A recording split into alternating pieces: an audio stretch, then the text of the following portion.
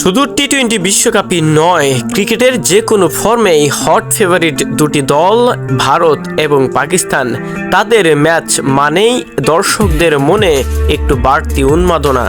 তাই তো ম্যাচ শুরু হওয়ার আগেই টিকিটের দামও থাকে সবচেয়ে বেশি এবং ফুরিয়েও যায় সবার আগে। ঠিক এমন ঘটনাও যদি বাংলাদেশের সাথে ঘটে তাহলে সেটা আমাদের জন্য গর্ব করারই বটে। হ্যাঁ, এমনটি ঘটেছে। দক্ষিণ আফ্রিকার বিপক্ষে বাংলাদেশের যে টি-20 বিশ্বকাপের ম্যাচটি রয়েছে সেই ম্যাচের টিকিট ইতিমধ্যেই বিক্রি হয়ে গেছে। আগামী 10 জুন আমেরিকার নিউ ইয়র্ক এর নাসাউ স্টেডিয়ামে হবে টি-20 বিশ্বকাপের বাংলাদেশ বনাম দক্ষিণ আফ্রিকার খেলা। পরিবার সহ এ ম্যাচটি খেলা দেখতে যাবেন আমেরিকায় থাকা অনেক প্রবাসী, এমন মন্তব্য করেছেন অনেকেই। আমেরিকার মাটিতে 34,000 দর্শকের সামনে সরাসরি বাংলাদেশের জাতীয় সঙ্গীত বাজানো হবে।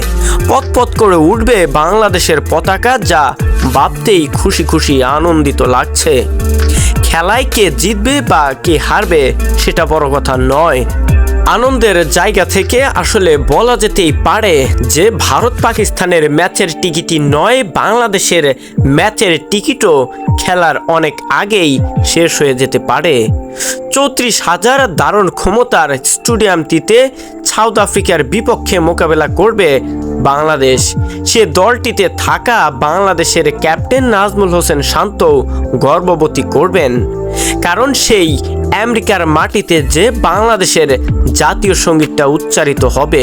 শুধু তাই নয়, সবচেয়ে বেশি আনন্দের বিষয়টি হচ্ছে এটি 34,000 দর্শকের স্টেডিয়ামে বাংলাদেশ এবং সাউথ আফ্রিকার মধ্যকার ম্যাচটির সকল টিকিট ইতিমধ্যে সেল হয়ে গেছে।